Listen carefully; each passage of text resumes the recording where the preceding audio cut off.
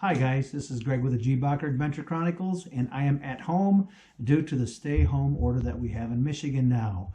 I still wanted to do a video for you, so what I thought I would do is I've had several people ask me about what equipment that I and my son took on our Pictured Rocks hike, the 32-mile hike that we did this fall.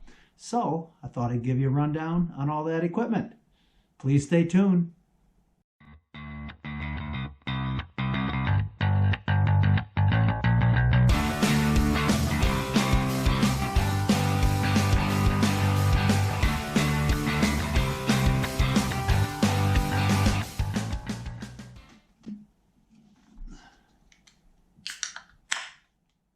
First, I had to pop me up a little Wheezin' Juice, the local brewery in Grand Haven here. So let's get right to it. First off, when we were actually hiking, I always like to take some trekking poles. So basically what I bought were these, not too expensive. These are Cascade Mountain Tech carbon fiber trekking poles that I bought on Amazon. Wasn't too expensive. The nice thing about them was they do have a cork handle on them, which actually holds nice, and then your hands don't sweat like they do on the more of the foam style. So I do like the cork because the cork does kind of keep your hands drier, and they do telescope out, which is nice. So that's what we used. At least I used on the trek was the Cascade trekking poles. Also, because of my delicate hands, I usually always like to wear some sort of gloves to protect my palms so they don't get blistered up or get sore. So I always take these fingerless gloves along with me when I'm on a hike, and these just happen to be just something I bought, I believe, at Walmart. Just some fingerless gloves, which work out nice. And my backpack, that's right here. And this is the pack that I used. And this is actually the 3F UL gear backpack. I bought this on AliExpress for right around 60 bucks. I wasn't sure how she was going to handle the trip, but I tell you what, it did handle the trip very, very well. I was pretty impressed. So we'll start with that, and we'll start with the outside pouches first. That's the nice thing about these, is that they actually do have a nice mesh pocket on the outside here, so you can store a lot of your stuff that you need to get at real quickly right there, as well as things you want to dry off. So being in some mesh works out real well. Also, what's nice is they do have two pockets, one on each side, for things like the cook kit, water bottles, and all that kind of stuff, which is nice. And then the straps, really, they're not bad as far as the padding. They're very comfortable, and I always have a little bottle of Perel hooked on there for keep my hands clean. And this is a cute little item that I found here on Amazon. These water bottle holders. You just snap over top of a smart water bottle, because I like smart water bottles, and it just hooks onto there, and then you hook on your pack, so you got your water bottle right where you can get at it. Very, very nice feature right there. I'll get into the outside pouch here first. So I'll get that all unhooked. And I'll snap the buckle right there. And out here in the pocket on the outside, I do have my toiletry kit right where I can get at it, because you never know when nature calls. You want to be prepared. And just a roll of toilet tissue I take with me. And then I do have the little spade here, which is the Deuce #2 size. It's a smaller one. But the cool thing on the Pictured Rocks Trail is every campsite actually had toilet facilities, even though they're rustic, at every campsite, which is very, very nice. So yeah, toiletry kit, which you gotta have. Next would be my this is my Patagonia vests. I always have a puffy vest that I take along, because sometimes it's a little bit cool, but that you don't want to wear a puffy coat, but the vest lots of times does a nice job right there. So my puffy vest, which is Patagonia, nice company there. And then also in here would be my puffy coat. And actually this is Eddie Bauer puffy coat, which I really like. Again, they pack up nicely for putting into your backpacks here. But yeah, that's my puffy coat right there. And then digging down a little bit farther, my raincoat right here. And my raincoat is actually, again, Eddie Bauer. I like Eddie Bauer. So what I also do too is inside on my raincoat, I don't take rain pants with me. What I actually do is I take a rain skirt, which is what this is. So it's very simple, very lightweight. It's just a skirt you just put around your waist, and it covers you from the waist down to just beyond your knees, which really makes it nice. It's not bulky. You don't have to worry about breathability issues and sweating on the inside of there. So that works out good, and it's small and compact. So yeah, it's my rain skirt right there. What else have I got in here? Oh, my backpack cover. I put on my backpack if I needed it. I also put a liner inside too to help keep things dry. So backpack cover. And then, oh, this is kind of nice. I wasn't sure how things were going to be as far as campfires and stuff on the Pictured Rocks trails. And as it is, they usually, each campsite has a communal campfire area. But I actually brought my wood cook stove, just in case. And this happens to be just an inexpensive titanium wood stove, a little triangular shaped thing. I took that along with me, and this was actually built by Lixda, L-I-X-D-A. It's just some, Chinese off-brand, but I'll tell you what, it actually works out pretty nice. And I would use this if I had access to wood, twigs. It's a twig stove, basically, is what it is.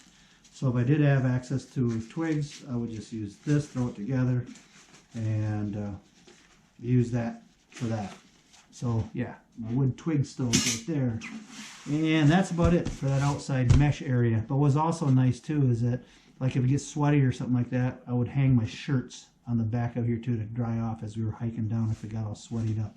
One thing I do that I know a lot of backpackers, especially ultralight guys, frown on is I do have a chair. I do take my it's not really ultralight, but I'll tell you what, after a long day of hiking and having a nice chair that you can sit into, to me, it's not that big, and it is actually worth every minute of it just to be comfortable in that aspect. So I do have a camp chair that I take along with me. Again, I just bought this on Amazon. I think I paid, if I'm not mistaken, right around about $40 for it. So it wasn't really super expensive, but very, very nice, very, very comfortable when we did get to the campsite for the day. My side pouches here. I am a fan of using, like I say, smart water bottles. I just think they work real well. And I took 2 of these, and these are basically 700 milliliter, and I had 2 of these. I had one extra one that I always filled up, and like I say, I had one on my backpack readily available, so I always had 2 sources of water there when I was actually hiking, which was nice. And also what I would do for actually filtering our water, I tried out the Katadyn Bee-Free 1 liter water bottle. It's kind of nice because it packs up nice and compact, so you just stuff it in your bag. Cleans out very, very easily. When you need to clean it all up and everything, you just basically swirl it in the water. Nice compact, worked well. The Katadyn Bee-Free 1 liter filter bottle worked out really nice. Got a little sip here. Also in my side pouch, I would keep my actual cook kit. And basically this, again, I actually bought this at REI, which is pretty nice. And it's my 500 milliliter pot. And what's nice, it does have a bail on it, so you can do it that way. Plus you have lid and then handles for your cup and whatnot. And then the actual, I would use this when I couldn't use my twig stove, or if I was just plain old too lazy to go collect wood. I grab this, and this again is just basically an inexpensive cook stove that you just hook on little gas bottles. So I use this probably more because it's just easy. And this one was kind of nice because it has piezo ignite. So I didn't have to use a match or anything. Just piezo ignite it. And this is kind of neat. I'd have these, you actually put them on the edge of your cup. I'll show you here. You actually put them on the edge of your cup. They just snap on there. And what that does is because the cups are quite hot when you boil water in. So it just makes it nice because you don't have to worry about burning your lips on the titanium being it's hot. And I always have a little sponge in there too that I can clean my pot out when I'm done. And then this is the gas canisters I use, and you can get these pretty much anywhere. So this happens to be a sterno, but yeah, so makes a nice little cook kit.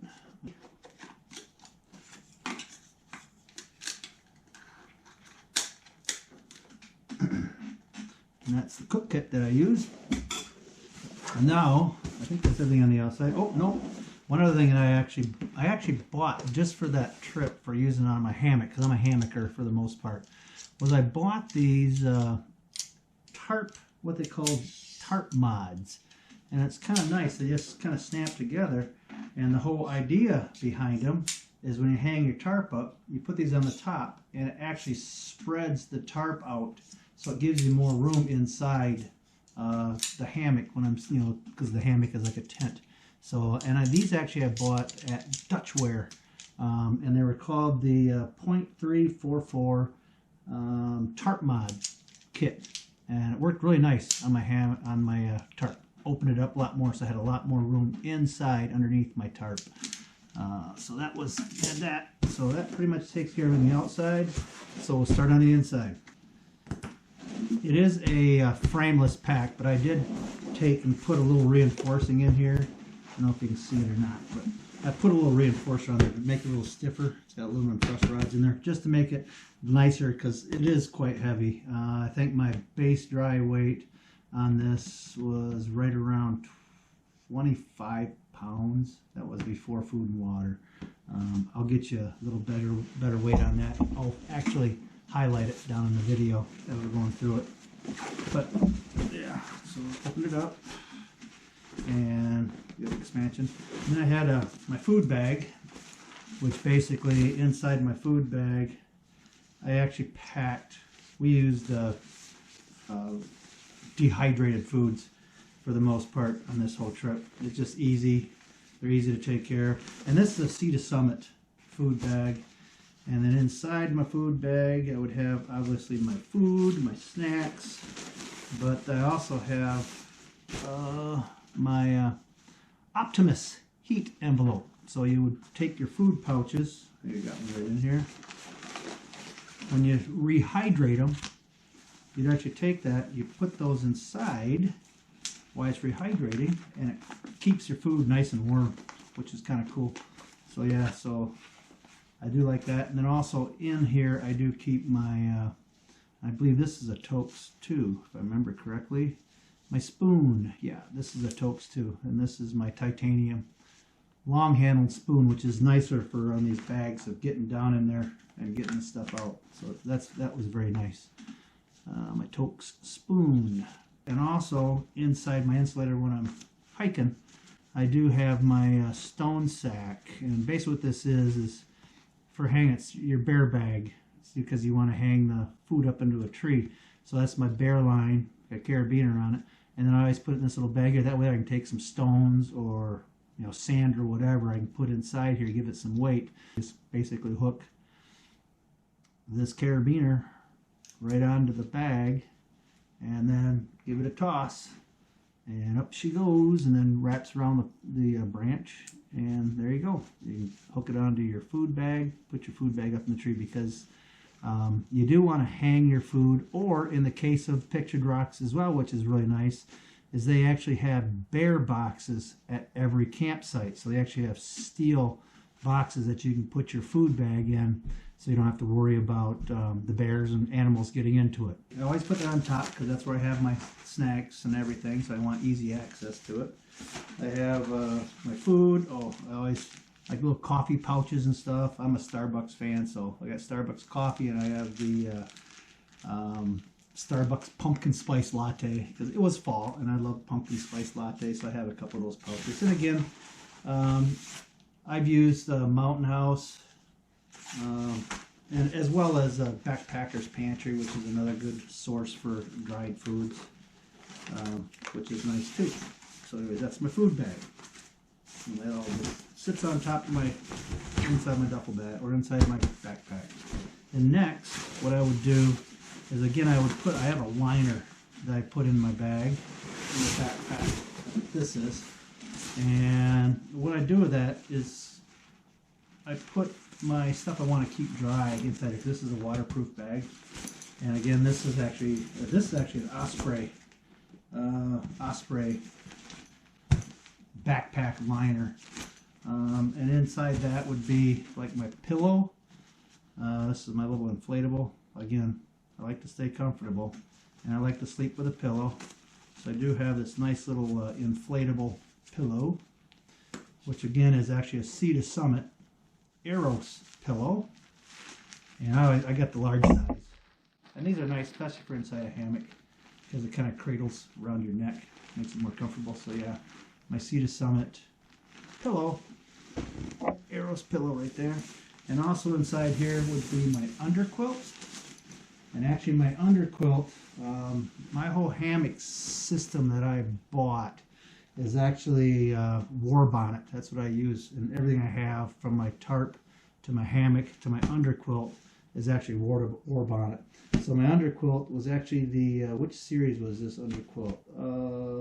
This was, okay, this was the Wookiee underquilt. And the reason why I like the Wookiee over the other ones, and the reason why I picked it, is because this is actually covers the whole underneath of my hammock to keep you nice and warm.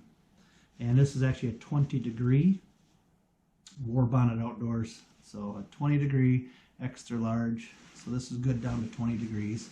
And that's what I would hang underneath my hammock to keep the coldness from wicking its way through. And then inside the hammock, I actually have, and this is one I didn't buy from War Bonnet, but this is my overquilt. So this basically, it's like a sleeping bag, but what I like about overquilts is when you're in a hammock, like a mummy style bag and stuff, it's really difficult to get in and out of your sleeping bag. So this is kind of nice, because it's just basically a quilt that you would, they have a closed bottom down here that zips closed that you would stick your feet into. So it's got a foot box, which is nice. So you just basically put your feet into that foot box like so, and then you get into your hammock, and it's kind of like a regular quilt on a bed. It's open, but it's enough to get you stay nice and warm. So this is my overquilt, and this I actually bought on Amazon, and the brand name of this was Peria Outdoors, and this again is another 20-degree overquilt. So I have a 20-degree underquilt and a 20-degree overquilt. So I stayed nice and warm, and it did get kind of cool at night once I was there. Once we were camping there, so it did get a little bit chilly. So that was very comfortable. I stayed nice and warm in that. Ooh. Swing again. And what else do we have in here? Dig in a little bit deeper. Oh, and this is from Dutchware Gear. Very good company, cottage company. They make a lot of hammock parts, as hammocks and overquilts, underquilts, everything all as well. They do manufacturing. But this is actually an underquilt cover. It's a waterproof cover that you put over top of your underquilt, so whenever it's raining outside or whatever, it helps keeps the moisture and stuff from getting into your down, because like I say, your underquilt is a down, so it just protects it from the weather, from the rain. Nice little feature there, which I do like a lot. And then also in here would be my tarp. And again, my tarp is a War Bonnet tarp, and this one is actually the War Bonnet Superfly. And the reason why I like the Superfly was because it's more like a tent. In other words, it's not just a tarp that goes over top of your hammock and that you anchor it down, but then it also has doors on it, so you can close it off on each end. So if it's raining, windy, or whatever, it's like having a tent, which is really, really nice. And inside my tarp, I do have my stakes, because you do want to stake your tarp out. So these are just, these are all titanium stakes. That's what I got, lightweight, nice titanium stakes. So I keep that in there, along with some extra line and stuff I keep in there too, paracord. But yeah, stakes are inside here. And then this is my my tarp. And what I did was I put snake skin, what they call snake skins, on my tarp. And the cool thing with the snake skins is it keeps everything all nice and compact when you're packing it. So it's like this when you string it. And then all you have to do is just open it up, and then you can take it, then your tarp comes out of it. But it just keeps everything nice and organized when you're setting it up. So snake skins on a tarp, as well as on a hammock, is actually kind of nice too. But snake skins. So that just makes my tarp easier to set up. So that's my war bonnet, Superfly tarp right there. And then also in here will be my, down towards the bottom, my hammock. And again, this is the War Bonnet Blackbird XLT. And what I do like about the War Bonnet XLT is that when you have it set up, there's actually a shelf that's built in to the hammock, so you got a place where you can put like your cell phones, your clothes, whatever. You got a nice little shelf bit in there, a little sack that acts like a shelf, and all of your connections to hook it to the tree are real simple. They're all attached to it, so you basically just wrap the strap around the tree, tighten it up, and then you can just kind of feed it out of here. And what else I do like about this too is it's a double bottom for me, so it gives you a little extra barrier against bugs. So you got 2 layers of fabric on there, or you can actually, if you wanted to, some people actually put a mattress pad of some type in between those areas just to give you a little more insulation if you want. So that takes care of that. What else have I got in here? Gotta be getting pretty close. Oh, down at the bottom here, what have I got? What is this? Oh, this is just my ditty bag. You always gotta have a ditty bag. And basically what a ditty bag is, it's just a bag that you put all your stuff in that you don't really know where you want to put it. So in my ditty bag, I happen to have my toothbrush, and again, it's just a little travel toothbrush and toothpaste, and I do have some, picks for cleaning out between my teeth. So that's in there, as well as, my charging brick. I keep a charging brick in here with all my cables and connections for charging up my phone, my camera batteries, all that type of stuff. So charging brick right there.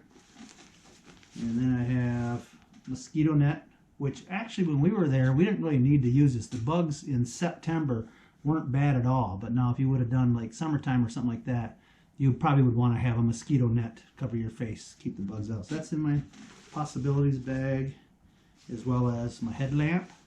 Got my headlamp in there, so you can see at night. Oops, sorry about that, guys. Yeah, my headlamp. And a pair of gloves. Working.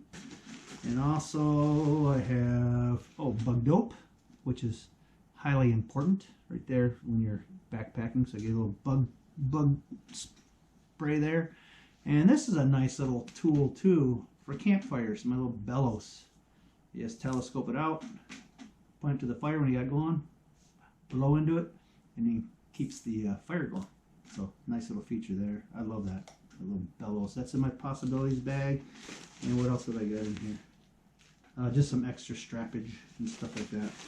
That pretty much takes care of my possibilities bag.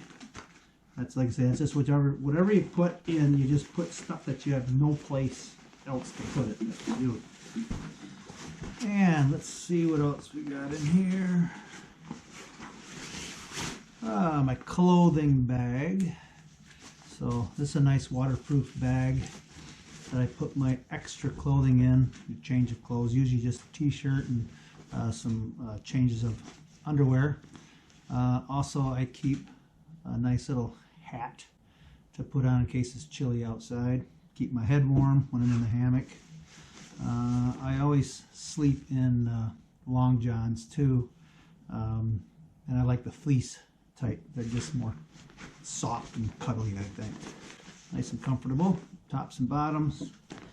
And yeah, change of underwear, t-shirts, that type of thing. I will change those out usually every other day. And then I always like to take an extra pair of nice wool socks that I leave in my clothing bag for sleeping in. So there's nothing better than taking the old sweaty socks off, letting them dry out, and then, you know, putting on a nice dry pair of wool socks to sleep in. So yeah, that would be the clothing bag. What else we got? Oh, okay. Yeah, this is basically a ground sheet, and what that is when you set your hammock up, this is a nice tarp. It's about roughly like a 4x4 tarp, and I basically will lay that out underneath my hammock on the ground. That way there I got some place to set my backpack and the other gear underneath my hammock off the ground where it can stay dry that way. So yeah, this is my ground sheet that I put underneath the hammock when I set it all up. And let's see what else we got. And then this pack actually has a nice little mesh area inside here too, right inside the pack, which is kind of handy. And in that little pouch, I would have my first aid kit. I always take a first aid kit, and it's just a very simple one, nothing fancy. Got some extra band-aids. I do have, in case I do get bit by mosquitoes, I do have, you know, after bite type relief right there. Also, I will keep blister bandages and stuff in here. It just makes it a little bit nicer. And just pills, you know, some ibuprofen.